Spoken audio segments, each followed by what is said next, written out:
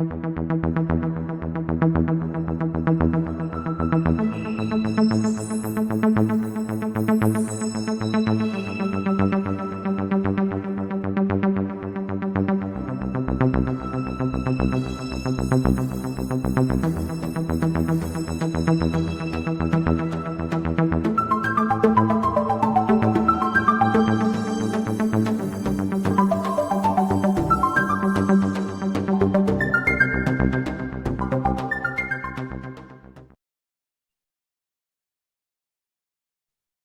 everyone, welcome to WeeklyWed from Business School of AI. WeeklyWed is a happy place to share, learn, discuss, and explore. WeeklyWed occurs every Wednesday at 9 a.m. Pacific time. I'm your host, Yashaswini Vishwanath, and you can call me Yash. I'm logging from Bangalore, India, and I would like to know where you're all coming from. Please type away your name and location in the chat. We would like to get to know you better. I work as technical lead where I work on responsible AI here in Bangalore, and I'm Sudha's student from Career Pivot to AI Ethics, and I'm taking her current class, which is on inclusive AI and responsible AI. So today we have Kristine Kalnina, who is student alum of Sudha. And welcome, Kristine Kalnina. Kristine Kalnina is a mixed methods user experience researcher with almost 10 years of experience working in and around product development. With a professional background in project management, Kristine Kalnina has pivoted her career to focus on user research, where she helps teams simplifying complex problems, uncovers customer pain points, and assists businesses to make smarter, data-driven decisions with the goal of building products that customers love. She has recently graduated with a master's in user experience design, where she took Sudha's classes and discovered her passion for AI. Welcome, Christina. Thanks, everyone. I'm really happy to be here. Yeah, I'm super inspired by Sudha, so I couldn't say no the moment she asked me to come and join you. So thanks for having me. Thank you, Christine. So first of all, I'll be showing a video by Stanford HAI on foundation models, and then I'll link that to why Christine is here and what is it that she'll be sharing with us.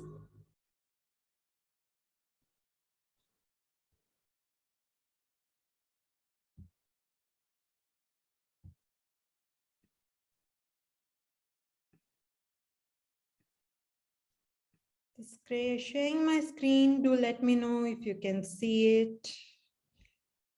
Is it visible?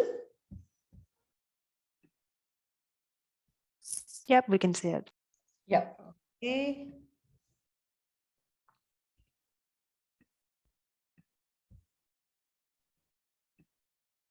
So I'm going to describe foundation model using two words, emergence and homogenization. So technologically, foundation models aren't anything new. They're based on a decades-old idea called self-supervised learning. So the idea of self-supervised learning is you take a lot of raw data, text or images, and you make up these little exercises. For GPT-3, it's predict the next word of a sentence. Then you train a powerful neural network to solve these little exercises. It's like weight training. By doing these exercises, the network develops the muscle to recognize an immense array of patterns and abstractions based on the data it's given. Now you do this at scale. For GPT-3, it's 175 billion parameters, 570 gigabytes of text. And what emerges is quite surprising. So we've probably always seen how GPT-3 can generate fluent text and code, but the thing that really got me was the emergence of new capabilities. So one thing that GPT-3 can do is in-context learning. So you specify a description of a task that it's never seen before, and it can often do a surprisingly good job of it. Now, this is not how machine learning is supposed to work. Sometimes I can barely get my ML models to generalize new examples, But here we're talking about generalization to new tasks. So this emergence is what excites me and also freaks me out at the same time. So in engineering, you generally design and you build a system to do something, say to translate sentences. But with a foundation model, it's different. You first build a foundation model, and then you go and discover what it can do. It's less about engineering, more about scientific discovery in a sense. And what this means is that I think we've uncovered a very small fraction of the capability surface of the existing foundation models, let alone the future ones. So the other word that I want to use to describe foundation models is homogenization. This aspect is more sociological, but perhaps even more important. So it used to be the case that every task in AI would be its own subfield. So using NLP as an example, you have a sub-community of people working on building question answering systems with their own set of bespoke methods and data sets. You have a sub-community of people working on machine translation with their own set of bespoke methods and data sets. And same for parsing, sentiment, and co-reference resolution. But the story of AI has been one of homogenization. With the rise of machine learning in the late 90s and the 2000s, we have a homogenization of the methodology and the algorithms, the whole idea of collecting data sets and training to minimize some loss function. And then with deep learning, we had a homogenization of model architectures. We have LSTM, CNNs, and especially now with transformers. And now with foundation models, we have the homogenization of the model itself. So where we use a foundation model that's not trained for any particular task, and we're able to productively adapt it to a wide range of downstream tasks. So it's remarkable that now every state-of-the-art NLP system I can think of uses some foundation model, and this only happened in the last 2 years. So now we could refer to these models as pre-trained models or self-supervised models or language models for those that are of language. So we saw this video by Stanford HAI, and they're talking about foundation models. So we have GPT-3, which is a foundation model, and Kristine Kalnina here has come up with this beautiful idea of using GPT-3, and she has productized it. And Kristine, can you share your learnings with us about that? Sure. So I think at first I just need to clarify a little bit. This wasn't my idea alone, or it wasn't my work alone. This was part of the user experience masters that I've recently graduated from. And my team and I didn't actually set out to build something with GPT-3 or to utilize an NLP model or anything like that. So we actually just started by exploring what problem we could solve and trying to understand what could we do, who could we do it for, and how can we make it into a possible viable business. This was part of the criteria for the project that we were working on. It had to be something that would solve a real world problem and could be made into a potentially money-making business. So GPT-3 came in quite later on in the project, and we spent more time than we probably wanted to in the research phases because we identified so many problems that we could focus on.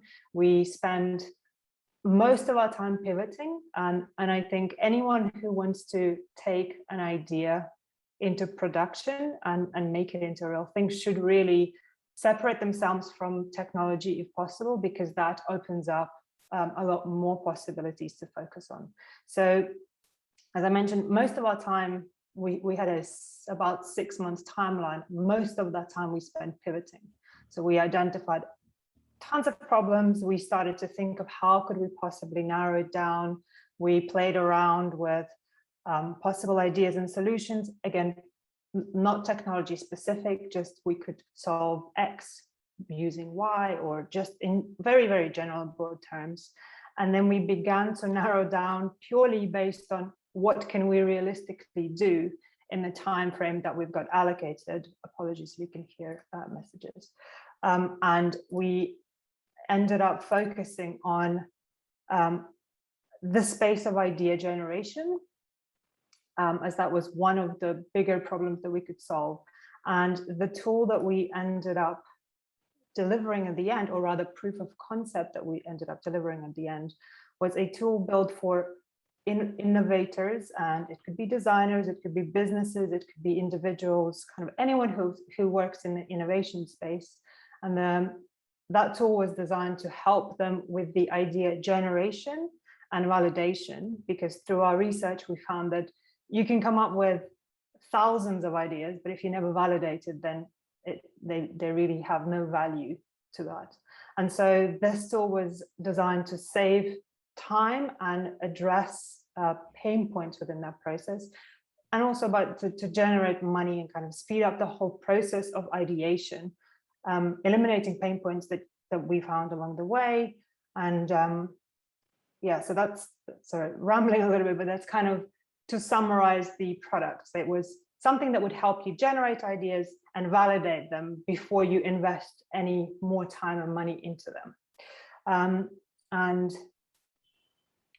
Kristine, that's a Is very that nice. Yeah, that's a. We would like to hear more, but that's a very nice introduction that you gave. And so you were telling that this has been taken up by a startup. This project has been taken up by a startup. So can you tell about that? How you went from idea to product, and they taking it into the startup? And this idea is very unique. It's an AI that generates ideas, right? So it's very unique. Sure. So again, the way that we did it is kind of going through your typical design thinking process. We utilized the Google's Triple Diamond framework, but you could really utilize anything. And we spent time researching the problem and the customer and their needs and their pain points, and trying to identify how can we first what to solve, and then when the technology came into play, we took that and we tested what GPT-3 can do. What are the possibilities of GPT-3? And there are so many use cases. So we actually at the beginning struggled to narrow down, because you could go into text generation, you could go into summarization of text, you could go kind of the chat style routes. There's so many applications. You could generate code with it. We've seen use cases where you could type and then it would design visual design elements to it. So when we eventually put this proof of concept together, we presented it to a board of judges and potential investors who liked our idea. We had a few of them come forward to offer us to take this further into production and actually make it into a real product. And in the end, I'm not really at this point allowed to share who or the details of it, but we've got proposal of a company taking it further and developing into an actual part of a product. So Kristine, I have a question here. And actually it's a question from students. What is the tool that you used? Tool that I used for what? The tool that you used to create this product which generates ideas. So you just apply to OpenAI to gain access to their beta, and they give you access to their APIs. So we just applied to OpenAI themselves, and they gave us access. So that was the tool. Essentially, it's not the tool; it's just access to the documentation, and that explains how you can use their APIs to utilize GPT-3 as technology. But in terms of tools of sort of putting it into production, it was varied from Miro to Figma to any. It's kind of your typical design tools. The tool itself didn't mean that we succeeded. Tools are just tools. You can really use anything. You can use pen and paper if you like. That's really nice to know. And Kristine, we talked about how we take from idea to a product. Now we want to link it to no-code AI. See, you talk. We don't need. We can just do it with pen and paper, right? So is there something that you would like to share with us about no-code AI? You were on the IoT Women's Planning, and you have given a talk with Viola, and I've seen that video, and it's a very beautiful video where we have the Azure demo. So can you talk about that no-code AI project? Sure, I just noticed a question in here if I could do a demo. Unfortunately, I'm not able to share it because it is currently being acquired by startups. So I'm under like strict no for this, but hopefully in the future, when it does hit the market, I will be able to share it perhaps via my LinkedIn.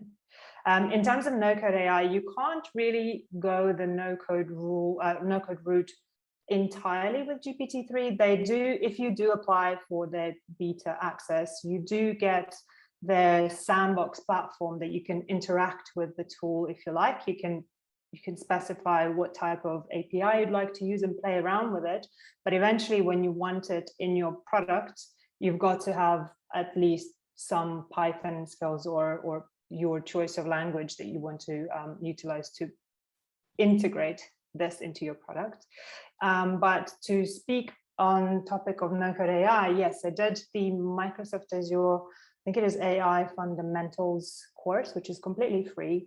And it takes you through the understanding of, what type of models are there out there, how can you apply them in a business sense. And the course is designed for non-technical people. So I don't aim to become a data scientist. I don't tend to compete with data scientists at all. When I talk about this, I'm kind of just a curious student that wants to learn things.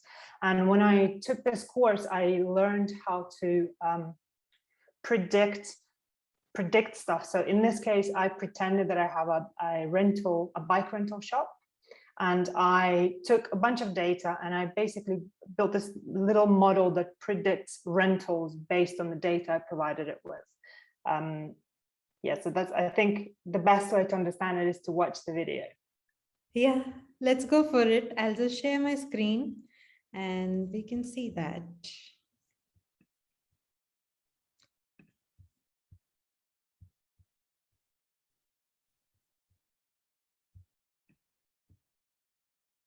Just a bit. I'm trying to set it up and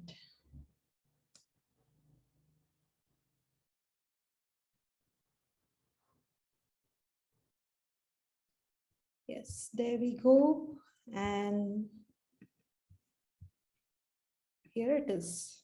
So now, I think given that this is going to take a little while, this training the model, it would be quite nice to talk about career pivots. Of rental, where you've got some data and you want to predict number of rentals, you would use regression. Oh, interesting. Okay. Yeah, I'm curious what you're going to show me. Yeah, so I am going to start from a point where I'm introducing the data. So I'm just going to show you. So this is the data that they have provided me with. We've got some information on, day, month, year, humidity, wind speed, and such. And what we're going to be predicting or trying to predict is number of rentals.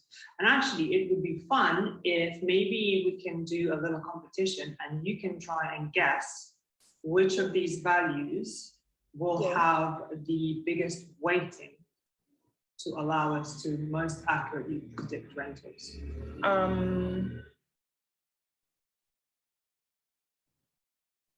I would say humidity. Humidity. So let's keep a note. You think it's humidity. Let's see what the AI thinks. So, so far I'm introducing the file. So I'm going to come here. I'm going to find it.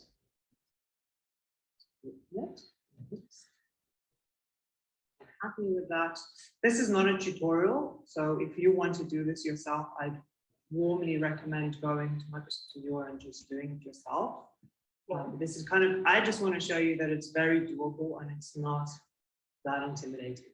I go here, I should be able to get onto the fun part, which is training the algorithm on this data. So we are going to select this data set. Yeah. And then from here, I'm going to create a new experiment. And with this, we're telling the algorithm what we would like it to predict using the data. So in this case, we wanted to predict rentals. Okay. And here, the compute cluster is what I created just before you came online. I created it just following the instructions from the Azure course. So remember, I told you we're going to do regression. So this is essentially where you would choose if you want to do classification or regression or whatever else. So in this case, we're doing regression, and then I just need to configure it. So in this step, we're going to tell it how to decide what is the accurate prediction. And then here, we are going to block every algorithm other than random forest and a slight GPM. Oh, interesting. Okay, random forest.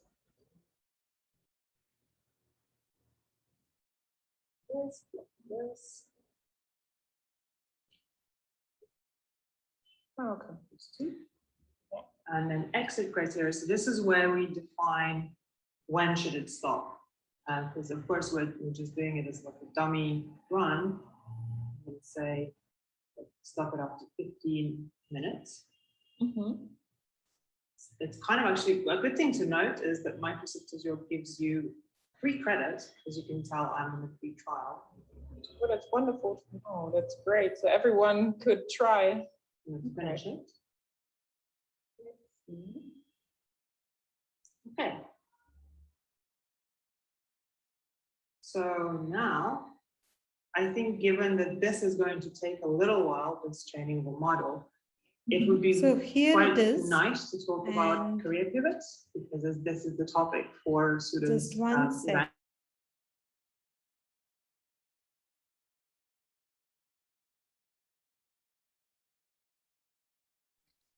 So there was a demo from Kristine Kalnina and her batchmate. And Kristine, can you tell us about it? And how was your experience with no-code AI and data science? Did you get intimidated by it? Did you like it? Did you jump in? Did you start off? Did you fall in love with it? What was your experience? So before I started, I was a little intimidated, but this is before I started at the very beginning. So before I met Sudha, before I even realized that AI is nothing to really be afraid of. But by the time I actually tried this specific platform, I was not intimidated at all. I just wanted to get through it. And I must comment that if anybody does pick up and start playing around with it, I encourage it because it's very interesting. The UI of it is quite clumsy. So I found myself frustrated due to UI, but as an experiment to try and learn this was fantastic. It's, well, nothing to be intimidated by, because really you can't lose. There's free credits. You're not playing around with your money. If you are in a business setting, of course, you'd have to kind of connect your credit card. And if you don't limit it, so you saw me limited to 15 minutes. If you don't limit it, you could potentially kind of run, into hundreds of dollars maybe.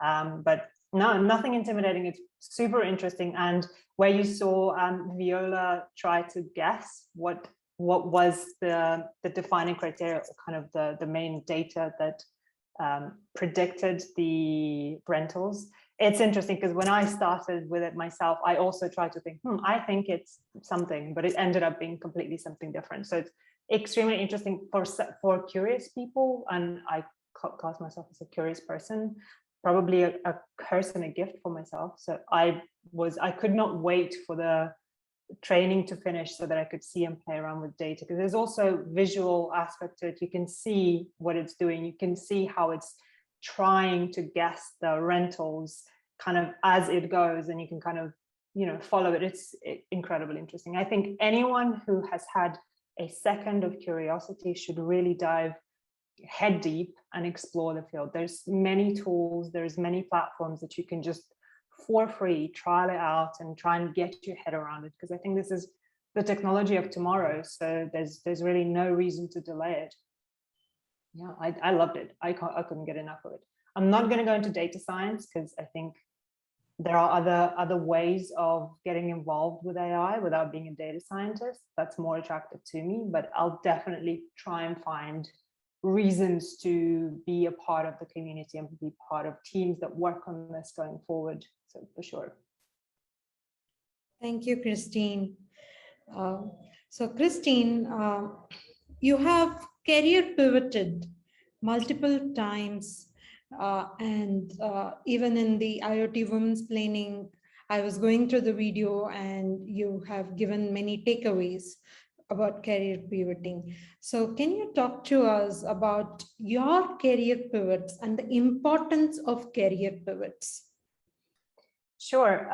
For context, I had many years ago, I was working for a bank, kind of just, day to day, help drawing cash out of people's accounts, giving them cash and things like that. So nothing very creative or stimulating in that. And I then moved into marketing, and I worked in a company as a retention marketing executive.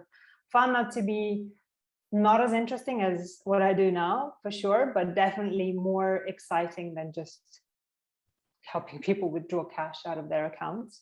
And then I pivoted into working as a product owner. So I worked with developers and designers to help companies develop and deliver products that at some point make money and then kind of recoup the cost of developing them.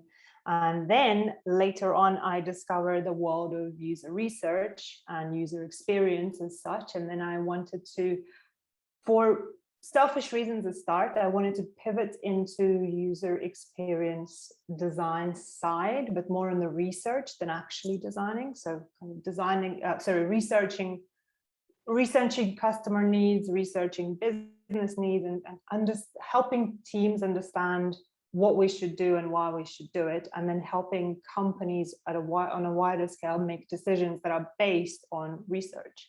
And I think it's important to pivot your career if you think you could add value in ways that you're not doing so now, or if you find your passion to be elsewhere. But equally, if you find yourself in a happy place, then pivoting might be not the right thing to do at that point. Having said that, if you're given an opportunity, I think there's no reason not to explore what's presented in front of you. And I kind of stand by it, where you say yes before you say no, try it before you say you don't like it. So that's kind of how I found myself in research.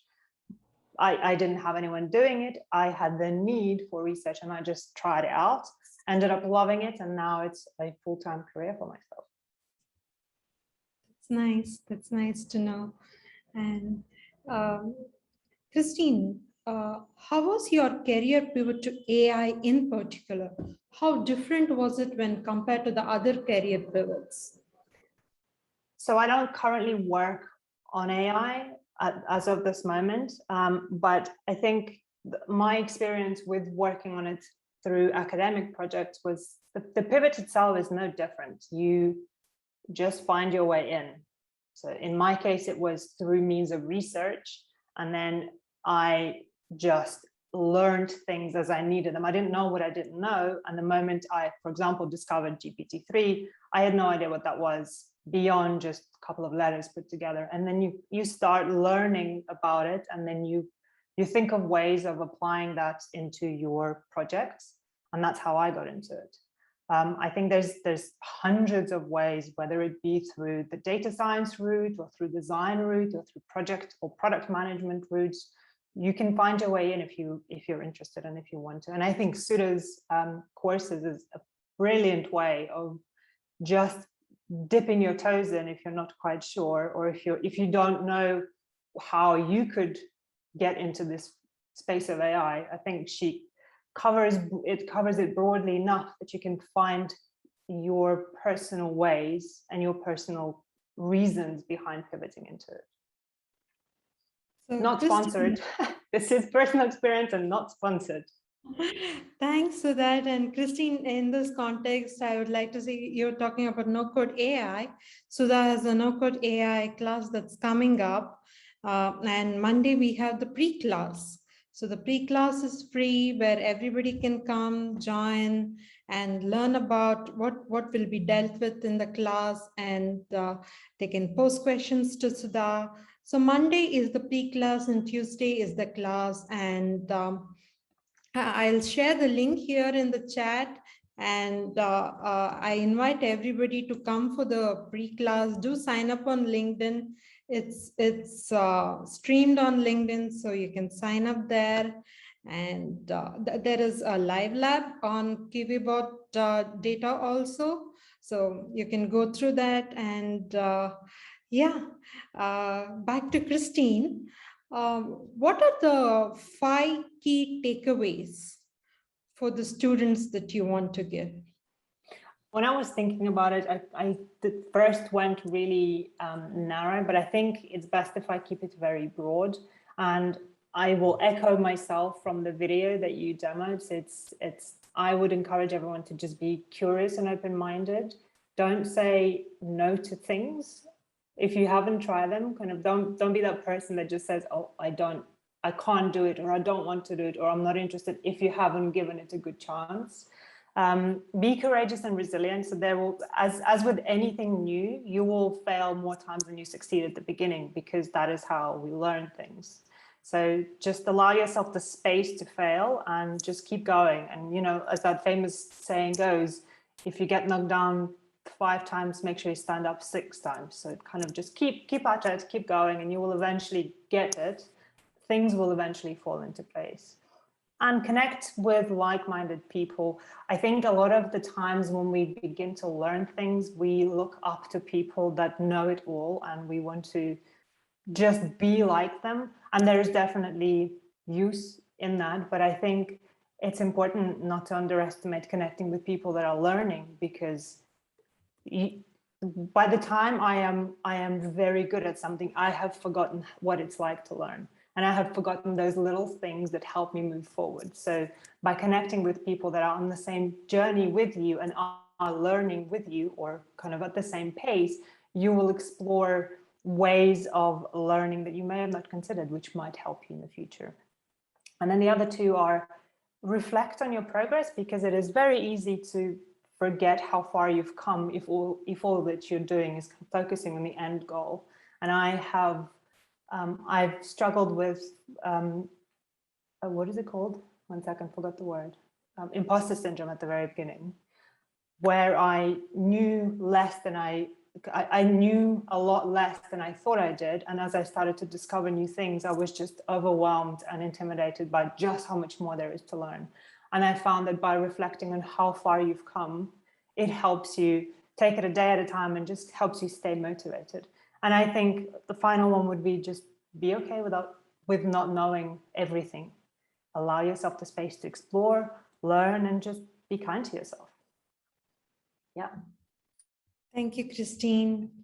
And Kristine, it was really nice talking to you. So we started off from foundation model GPT-3. We moved on to no-code AI, and then career pivoting. I have a last and final question. This is about product management. So many of the students here are business users, business owners, or product managers. Do you have something to say to them about product management and how they can take it to the next level? I guess I'll break it into 2 parts. For those that aren't product managers but want to be, like same with AI, there are many ways of getting into the field. Product management is very varied in the backgrounds of the professionals. And one way that I would suggest people try and get into it is connect with the product managers that are currently servicing your needs. So especially if you're in the business, it is probably easier, is find those that are currently doing the role of product managers, and just talk to them. Talk to them if you can, volunteer your time, because product managers, if nothing else, product managers are always poor on time. So there's always more work to do than there is available time. So if you can volunteer to help them, you will learn, you can shadow them, and you can get your way into the product management without necessarily having the title and the responsibility. You'll get, it's kind of like a taste tester, if you like. For the product managers that are currently thinking of trying to pivot into a more AI based role, again, find someone who currently works on it would be my suggestion, and just get past the barriers of not having enough information that you can work in this space. So understand the context, understand the basic terms, understand the basics to the point where you can confidently at least perform the role of product manager on the product that is based on AI before you do anything else. I'm sure there's many other advice that could be given, but this would be my way of approaching it. And don't be afraid, just go for it. That was a very nice punchline. Thank you, Kristine. So, Kristine, we are open to Q&A now. So the students can ask you questions now. If anybody has any questions to ask Kristine, we're open for Q&A for a couple of minutes.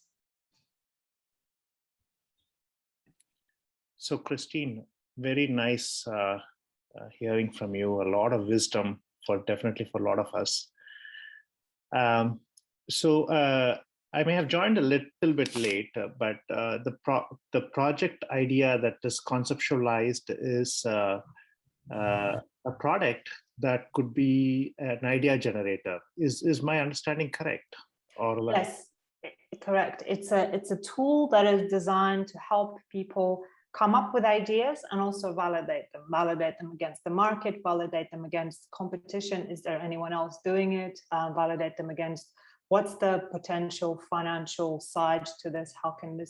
How do others commercialize this? And it's just making sure that the idea you came up with is worth investing more time into it. And then if it isn't, our product monitors it as time goes by, and if it does find validation for it, you get notified to say, hey, it may have been early to work on it then, but there's reason to work on this now. There could be a need in the market that wasn't there before, or a customer that didn't exist before.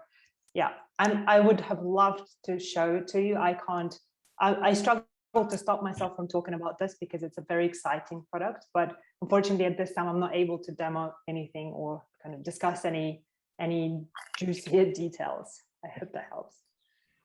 Oh, that's great.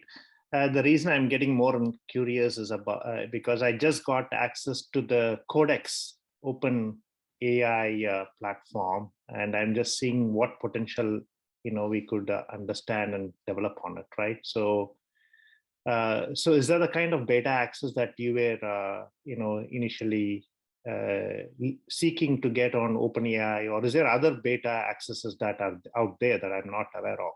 The Codex is one that I'm aware of. Mm-hmm. We just went to OpenAI's official website and applied for beta.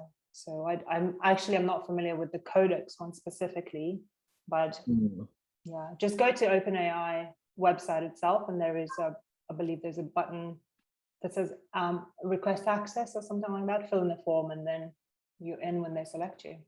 Got it. Thank you, Kristine. Thank you, Suresh, for the nice question. Anybody else has any questions? Any other experience besides, was it Azure? What is, let's see, Amazon's, let's see, Google's, anything you can mention about that at all? Not personal, no.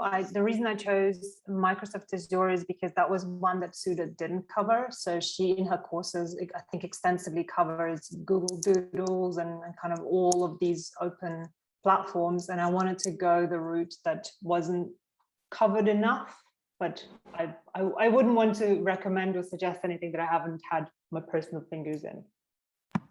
Got it. And the ideas, any way to maybe talk more about idea of validation, how it works, and use of these particular platforms or tools in that regard? Very interesting question. I would, coming from a research background, I think there is a lot that we can do without tools. There is a lot of frameworks that can be utilized to validate ideas, and nothing beats putting it in front of customer. So as I mentioned earlier, I tend to shy away from technology until I absolutely have to explore it. So if you have an idea, speak to the potential person, find a potential person that you think would want to use it, whether it's a problem that they have that you think you're solving, or maybe an investor that could potentially invest into something like this. Have a conversation, draw the concept, put it in front of them and ask them, like, what do you think this does? Would you use this? How much would you pay for it? Just it's the cheapest way of validating them before you start, writing a single line of code or developing anything at all. And I think a lot of people are too eager to use technology to solve things right away, when you should really focus on making sure that you spend your time on the right problem and the right customer and the right idea before you do anything else. So pen, paper, face-to-face or remote conversations. I think this speaks to what Sudha mentions about not doing AI for AI's sake, but doing something of value, or finding a way to make value, a real business problem. Absolutely, yes. I think you presented a good case there with the bike rentals, right? I mean, when are you most likely going to get a large number of customers you need to plan for? Well, is the weather this particular way? So. Thank you, Henry. Thank you for this wonderful question. And thank you, Kristine. Thank you, Kristine, for coming here and talking to us and sharing your learnings. You talked about no-code AI, and we had an NML class by Julian Carbonell, who is a data scientist, and I participated in the class, and I was a student too.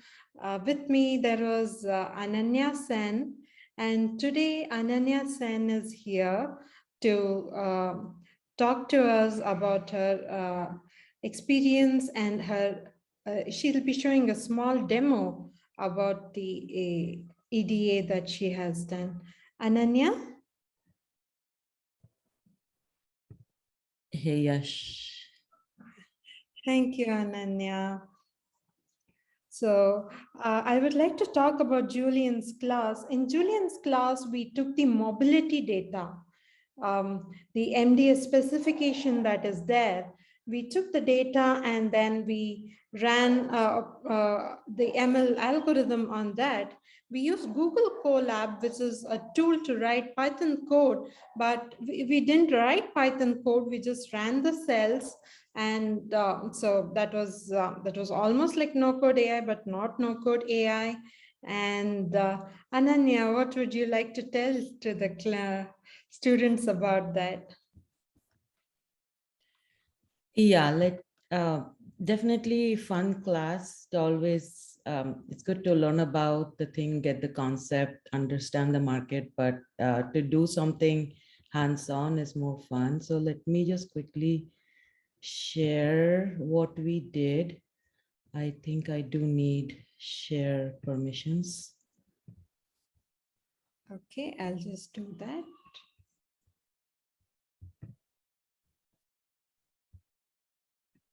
So while she's giving permissions, I'm Ananya Sen, and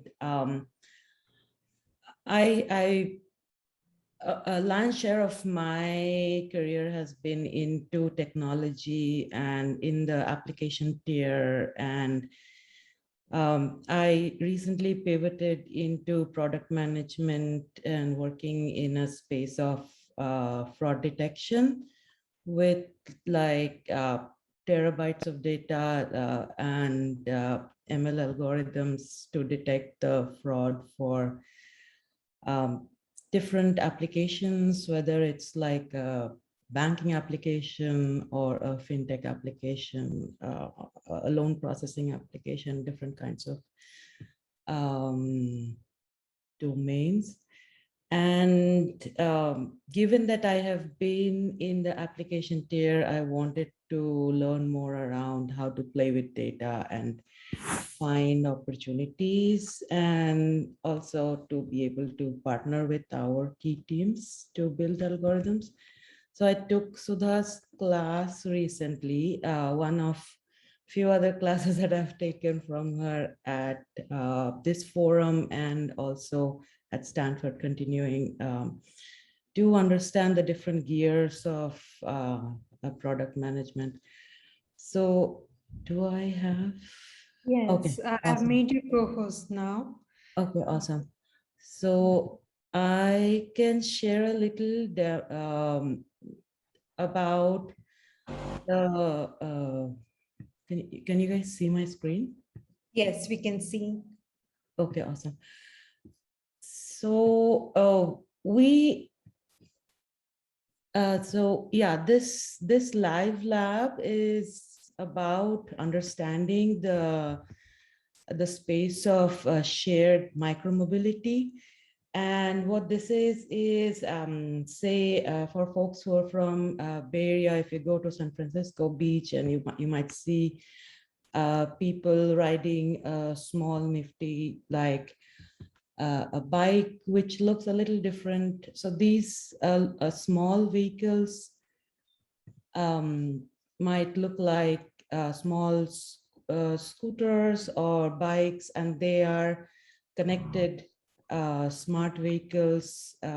They can be unlocked via an app, and they're dockless, which means that they are you can just pick it up based on your access through the app, and then you can leave it where you want, and the application would record the location and allow the next person to use it. So shared micromobility, very effective in congested cities, especially like San Francisco or other cities. And I think we went over me, and this quest for us to understand the micromobility space came from an interaction with the KiwiBot company. We went and saw a KiwiBot delivery bot operate in the city of San Jose. And it was very curious for us because this little device is not only securely delivering your food, but also sharing a lot of the sidewalk mobility data with the city in partnership. So that's where we kind of got more curious about this space. And for this lab, it is designed for not very, I mean, I am technical, but then it's the target audience was definitely any business users, any product managers who wants to understand and deliver value in that space. So this particular demo is about a Python notebook, which executes some Python code to do the data analysis, but we didn't need to kind of write code for it. And it's kind of a precursor to a no-code AI lab that is going to be built around the KiwiBot data, again, targeted to product managers and biz dev folks. So just to hop back, just to kind of understand this space of shared micromobility is actually growing pretty fast. It's projected to be a $10 billion market by 2027. And we have a ton of players in it already. Lime Bike, Bird, Lyft just launched its smart bike. So what was the goal of our lab? So this, we explored an open data from Louisville, the city of Louisville. And after understanding the data, we wanted to predict the trip duration of the dockless vehicle based on the trip distance traveled. And of course, our mentor was Julian Carbonell. He's a data scientist, and he also has a book recently published around smart cities and how to democratize the data collected by smart cities. So again, jumping back, the data that we used is publicly available.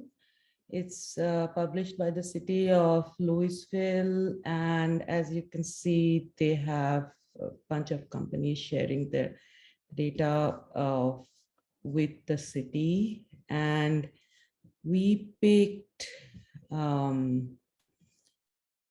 before that, this data has different attributes like, say, trip ID, start time. The key ones that we were interested in was trip duration and distance, of course, lat long, and day of the week. There were some interesting findings around which days had more dockless traffic. So, and then we kind of, for the sake of the exercise, we picked a couple of the data sets to explore. Okay, so just a preview of the data that we explored. So one piece was 2018 to 2020 January. So we had 500,000 records, and that was a good data set to do exploration and some prediction. We also kind of contrasted that with similar steps on a much smaller data set, 30,000 records only, but this was during the COVID lockdown, so Feb to July last year.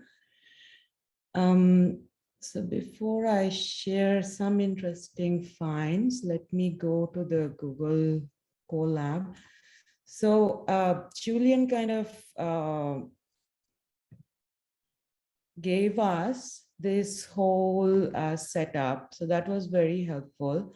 And since I'm still learning and I know a little bit of Python and I have done some of these on and off, but this helped. And I'm sure any of in our audience, any aspiring product managers, current product managers, business users, and they can all pick this up and try it. Pretty much just clone and try. So this is Google Colab, and it is pulling the code from GitHub. And as you can see, the data that we got from the Louisville open data, we're just pulling that in the form of a CSV. And there is a OAuth way of doing it safely, but we don't have to get into that. The interesting part is we did these simple explorations around figuring out what shape it is, which told me that there are like 0.5 million records. It's pretty decent size of data set. We definitely did the regular data analysis steps. We have to clean the data first to do effective analysis and predictions. So we essentially took out a lot of these invalid kind of data where the trip distance was 0. And also readability wise, any public data might not have the perfect readability. So in our case, the date of the week was in numeric, but it's not very readable. So we did a quick run to transform those into like the day names like Sunday, Saturday, Friday. So and then of course there are certain housekeeping, like it's easier to have all the table column names in lowercase and all for reducing errors. So that's pretty much the cleaning part. I have run some of these just to kind of save time. So as you can see, after pulling out, so we pull out all the records which had like a trip distance 0, like the vehicle didn't quite move. We did get a more valid set of records of 0.4 million. And then The station of Four Tops on Amazon Music. Sorry, my Alexa decided to say something. Alexa, stop. That's weird. I didn't even invoke it, but anyway, I've seen that happen. Okay, so okay, so then we kind of added the day of the week. So you can see we did these cleanups, lowercase and no zeros, and some interesting things were, so finding the mean, kind of understanding what's the range of the data. And then of course, once we start plotting it, we realize that we want to kind of, for prediction, we need kind of a little bit of high and good density of data. So we noticed that there is a long tail with not much density after 240 here. So these are again kind of, once we explore, we kind of narrow down our data set to what's more usable.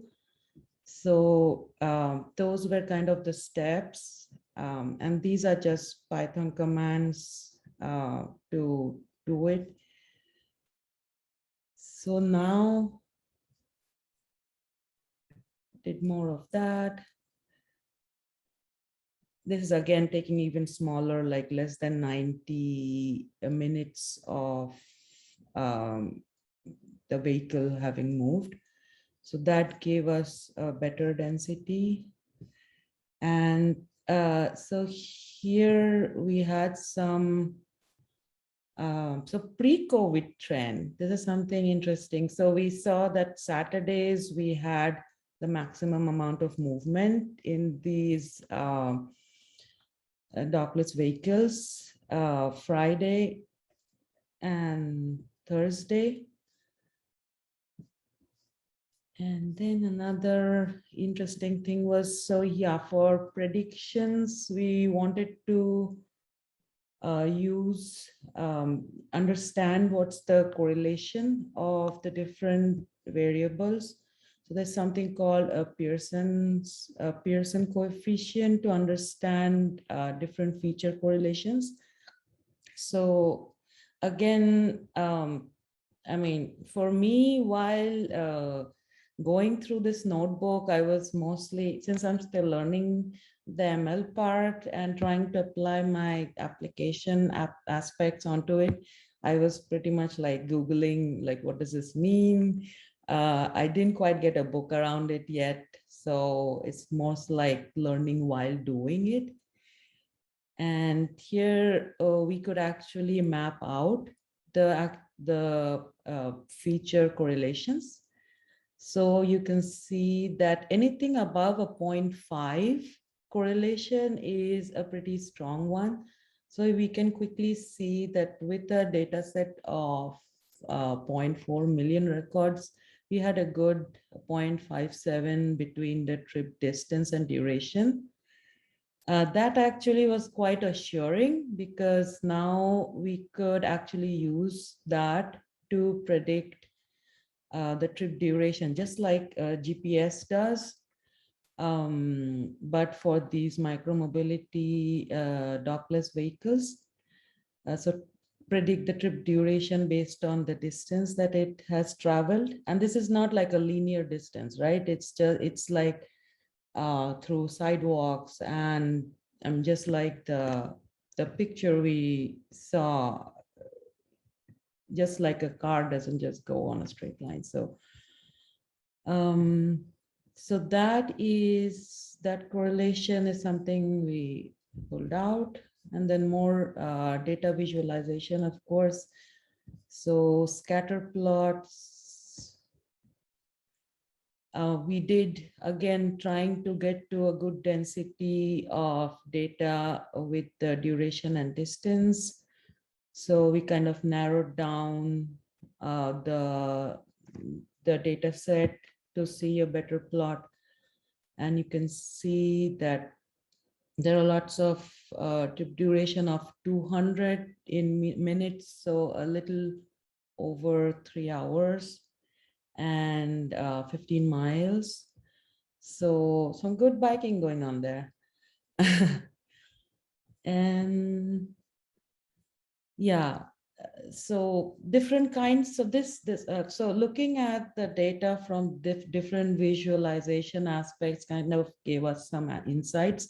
And that's what a typical that's what a data scientist would do to finally get to a good way of building a linear regression or an algorithm around it. So I won't go through. So all of that. One interesting thing that we did get, we tried to map out these trips on the Louisville map. So that kind of showed us some interesting things. So you can see near the Ohio River, there are like a lot of activity. So just like people like to bike around beaches and rivers, I guess. And then around, I mean, this might be a downtown, but it was interesting to see clusters and kind of interact with it. So that's something we could plot out.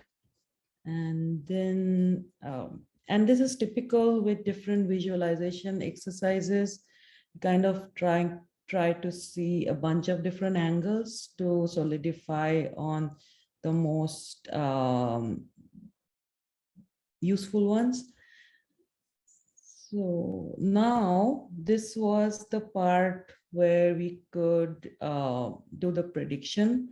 And often when we start exploring a data set, public or like proprietary, kind of don't know the exact answer or what question or that exact problem you're trying to solve. So actually, although I told you what the goal was at the beginning, that was more of an outcome and not a starting point.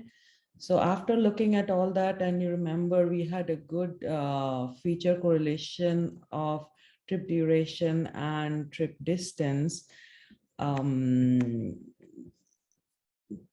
So 0.5 is a good one. So therefore our problem statement kind of solidified around we can use this data set to predict the trip duration from the distance traveled by the vehicle. And then we pretty much, yeah, so kind of figuring out the linear regression model. Think this should run, or okay, maybe I have not run a few things. Oh, the data types, okay. Ananya, I just have a request. Uh-huh. Oh, There we was are done with time, yeah. no, not regarding that. Mhm. I just wanted to take a screenshot where you're talking and you show that trip data. There is a map and there's a lot of these dots there. So Uh-huh. I just wanted to take a screenshot of that with you. Oh, okay. Yeah, sure. So you want, wait, where is that? What am I showing you guys? No, Sorry. you can just show in the Jupyter Yeah. notebook itself, Uh-huh. Okay. whatever you are showing now. I'll just take a screenshot. That's it. Oh, okay. Sure. Uh, Um, there was one more with lots of dots and lines.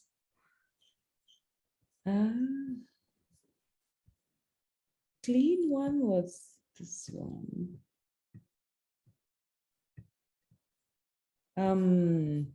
I think I kind of pulled out some of the good things that we found. So one was like the actual prediction, the coefficient that we found, that kind of, although plotted, looked like this. And in the JupyterNet notebook, where is that?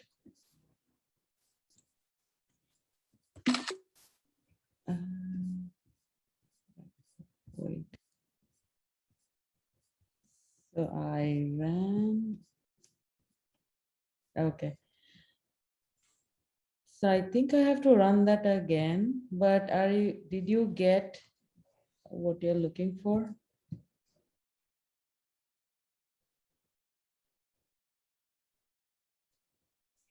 Okay.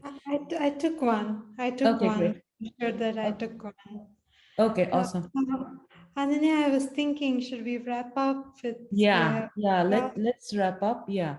So I mean, it's an exercise. Anyone can do this on different data sets. And I guess one interesting thing that I can call out is we also did a similar exercise on another data set, which was during lockdown.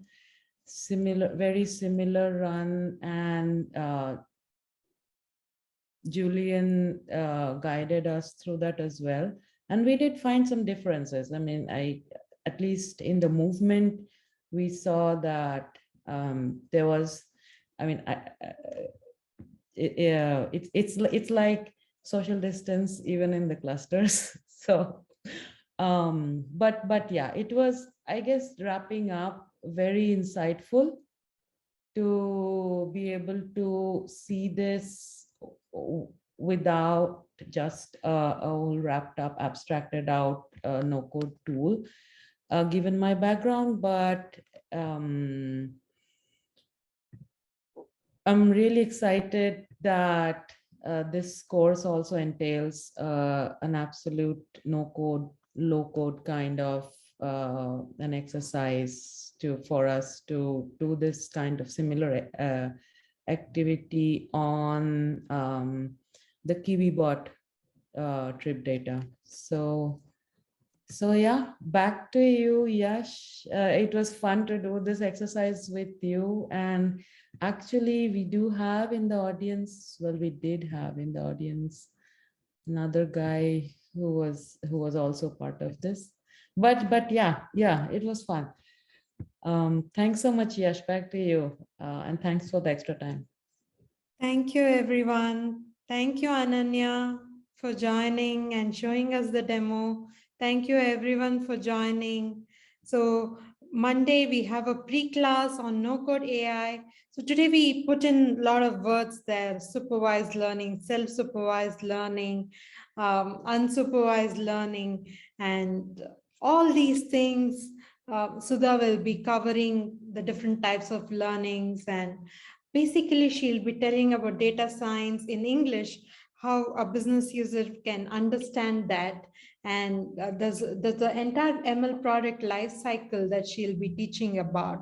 So join us for Monday pre-class. And I have put the sign up link there. It's a LinkedIn event. It'll be streamed on LinkedIn, and catch you all there. And